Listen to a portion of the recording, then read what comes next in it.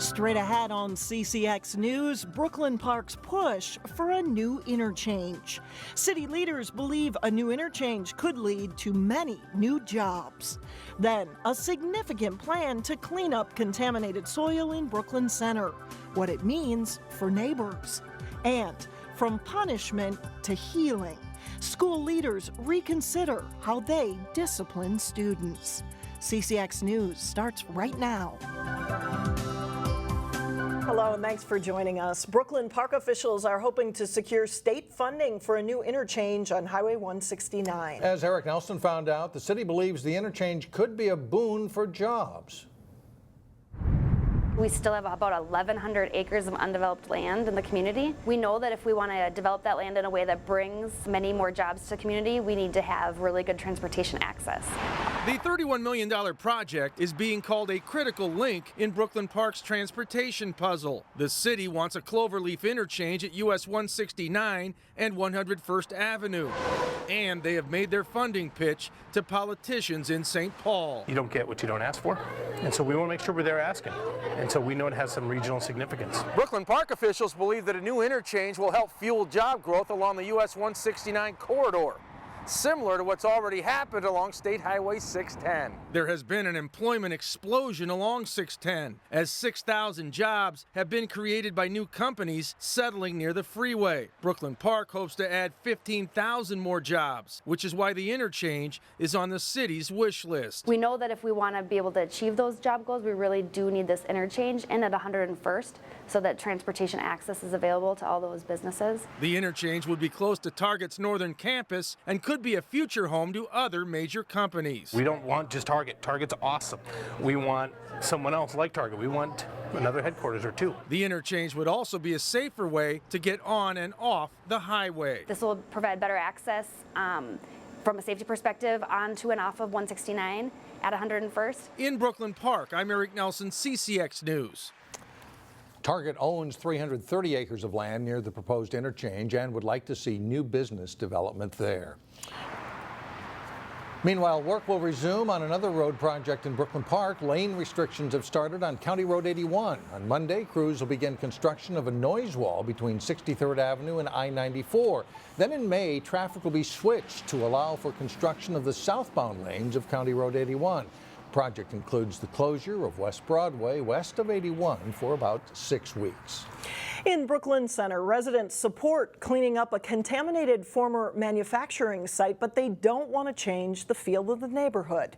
The Jocelyn Manufacturing Superfund site is just east of Middle Twin Lake. The company treated wooden poles and railroad ties from the 1920s until 1980, leaving chemical contamination in the ground.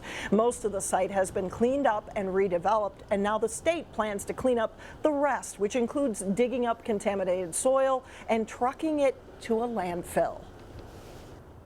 Well, we want to make sure that it's done right, make sure that it's not like too evasive, and make sure the animals that live here aren't chased out or killed for that matter.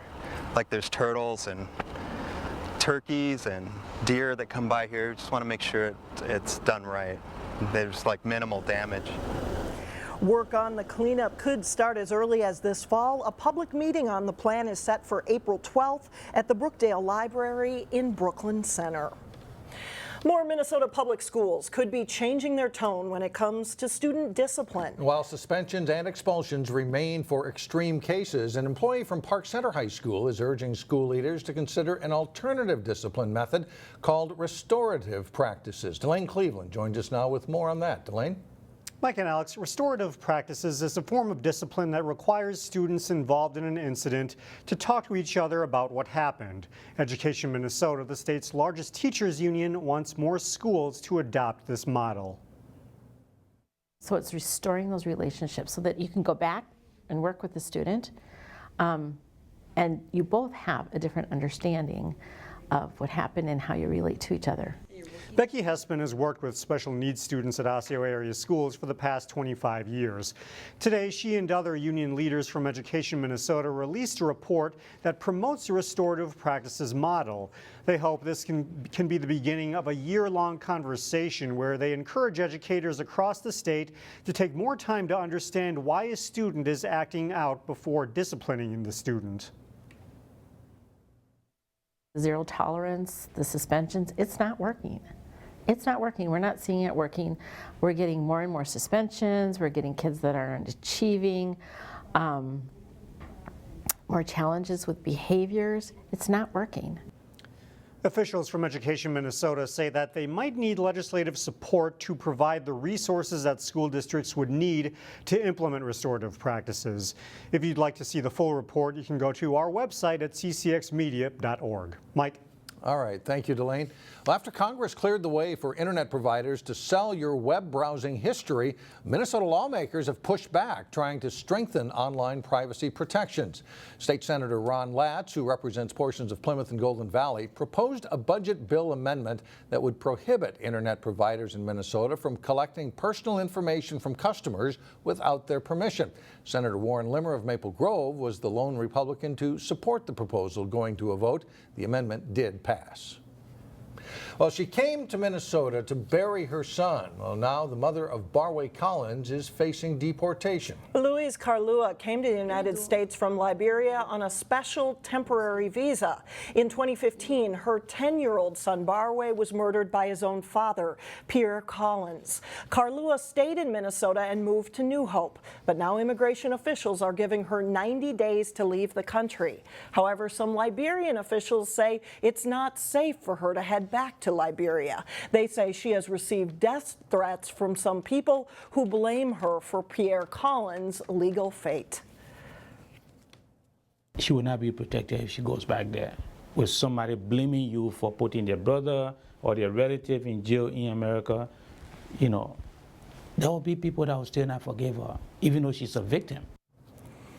The Organization of Liberians in Minnesota is trying to raise at least $10,000 for legal fees to help Carlua stay in the country.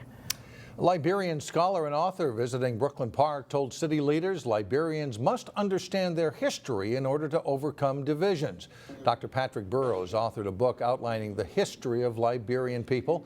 Many Liberian families came to Brooklyn Park and Brooklyn Center in the 1990s when their country was in a civil war. Burrows says deep divisions still exist among Liberians because of the war, so it's important for Liberian youth to understand their history and bridge the divide. They want to try and understand where their parents came from. They don't necessarily buy into the easy explanations of, you know, we were the good guys and those others were the bad ones. So they're looking to get a sense of place. How do they fit in? And I think to the extent that they do, they bring more to the table, you know, to the society in which they find themselves now, to Brooklyn Park. Dr. Burrows is speaking again Friday evening at Hennepin Technical College.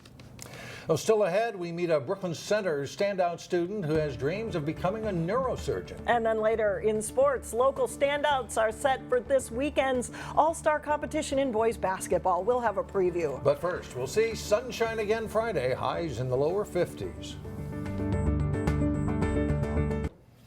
It is spring break for many high school area high school students, so we have an encore presentation of a standout student who has his sights set on a career in medicine. At Brooklyn Center senior Maluba Seeley knows that it will require years of hard work, but he is already well on his way.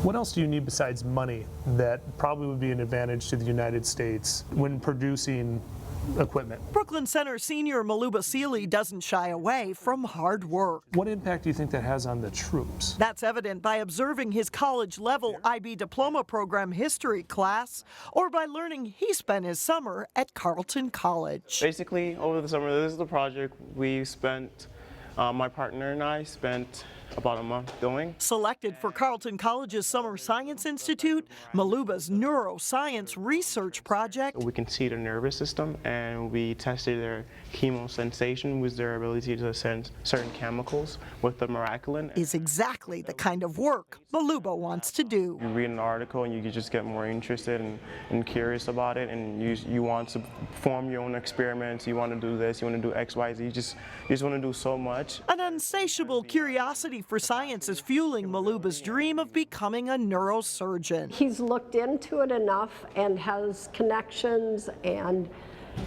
I think realizes what it would be and where it could take him in life, and he's up for the work. He's a very hardworking student. How about tactics? A leader in school, this 17-year-old nearly straight-A student is the class president on the school's football team, and he steps up to help whenever it's needed. He really cares about people and making the world a better place, his community a better place. What advantages? Maluba knows the path to becoming a neurosurgeon will not be easy, but he's up for the work and hopes one day he might return to his birth country of Liberia to help. I would actually really love to go back to the country one day and just help out in my field in the best way I could.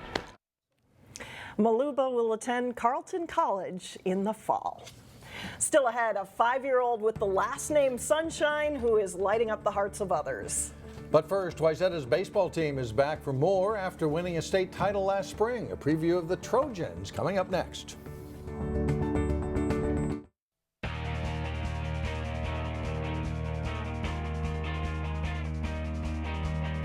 I'm John Jacobson with sports. The Wayzata baseball team brought home its first ever state title last spring. This year's squad will have a lot different look, but the Trojans still hope to build a strong team and be in the playoff mix come May. Here's Jason Malillo with more. Despite being defending state champions, the preseason approach remains the same for Wayzata baseball. Still trying to do what's right. We haven't changed what we do. The practice plan is the same. How we evaluate's the same.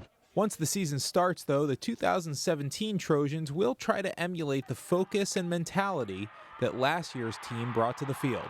We learned from the older guys last year how to act in tough situations, how to in a big game, how to keep your emotions calm and stuff like that. And I think we can show the new guys that. Wayzata hopes to be solid on defense from the start, and they should have good bats up and down the lineup, including senior Will Oberg, who was a money player for the Trojans in last spring's playoff run. I think we got a lot of guys coming in with good bats that can be good tools for us to use in the lineup. On the mound, senior Peyton Gallagher will likely be the #1 starter, with a number of other pitchers competing for spots in the rotation. We're not really returning a lot of experience. We have some, but that'll be the big question mark for us, is who's gonna go on the mound and throw strikes and chew up a lot of innings. And Scoro and Brody took a lot of weight off our shoulders last year, and we don't have that coming back in right now, and so that'll be our big question. The Trojans will play all their home games at Wayzata Central Middle School this spring, while a renovation is completed on the high school field. The players aren't too psyched about that, but it is what it is. Still a baseball field, bases are 90 feet, pitching mound 60 feet, 6 inches away. So, it's baseball. We played, doesn't matter where we play. Jason Malillo, CCX Sports. Parents of some of the players and Wayzata coaches as well made a few improvements to the field at Central Middle School. Trojans' home opener is April 19th against Armstrong. After a great season of boys basketball in the northwest suburbs, it's no surprise that a sizable number of players from our area will compete in the All-Star competition this weekend. The Minnesota Coaches Association All-Star Series is for seniors from the class of 2017. The 4-team event features 8 players from our CCX viewing area and includes Mr. Basketball winner McKinley Wright and his teammate Theo John from State 4A runner-up Champlin Park. Maple Grove's Hewan Pickford helped his team to the state tournament as well and will suit up. Idaho recruit Lucini Kamara of Park Center is set to play. Armstrong and Hopkins each have 2 players selected. Here's a look at the local players scheduled to compete. McKinley Wright, Kamara, and Simon Wright of Hopkins are on the gold team. John and Pickford will be on the blue team. Ishmael El-Amin of Hopkins and Devontae Saeed L of Armstrong are on the green team. And Isaiah Rollins of Armstrong is on the maroon team. Friday night, it's 2 games at St. Cloud State. Blue plays green at 7 o'clock, and gold takes on maroon at 8:45. Saturday, the games move to St. Paul and McAllister College. The third place game is at 2 o'clock, and the championship is at 3:45. There are also dunk contests and three-point contests as well. Every 2 years, the Minnesota State High School League goes through the process of reclassifying schools in various sports, often due to enrollment changes. A few schools in our area will see some movement beginning next school year. Among those changes, the Osseo football team moved down from Class 6A to 5A. The Orioles won the 2015 State 6A championship. They've been placed in the same section as last year's 5A champions, Elk River. Cooper's basketball teams will both move down a class. Like Osseo football, the Hawks teams are each moving into sections that include this year's state champions, De La Salle for boys and Orono for girls basketball. Cooper's baseball and softball teams are also going down a class beginning next spring. Each will be in Section 6 of Class 3A. Maranatha Christian Academy's boys and girls basketball teams are moving up one class. Mustangs will play in Class 2A starting next winter. And the Blake School is moving up from 1A to 2A in boys and girls hockey. The Bayards girls hockey team, which won state Class 8 this year, will move into Section 6AA with several local teams, plus Edina, which won the Class 2A title last month. Blake's boys tennis team also moves to Class AA next year. That's it for sports. Mike and Alex, back to you. All right, thanks a lot, John. Still ahead, a 5-year-old who moved the hearts of local firefighters. We'll be right back.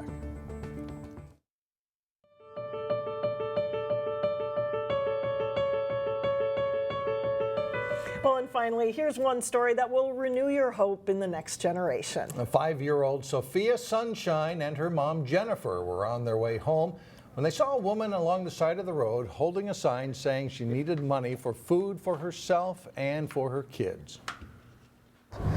And Sophia thought for a second and she said, "You know what, Mom, next time I'm going to bring my piggy bank in the car." I was like, "What? Why?" "Because I want to give some money to kids who might need food." So that's what they did. They took Sophia's piggy bank to the bank, had the coins changed to bills, and it added up to $45. And when Mom Jennifer saw that there was a food drive being held by the West Metro Fire Department, she and Sophia went over to make a donation. So this is her, not me.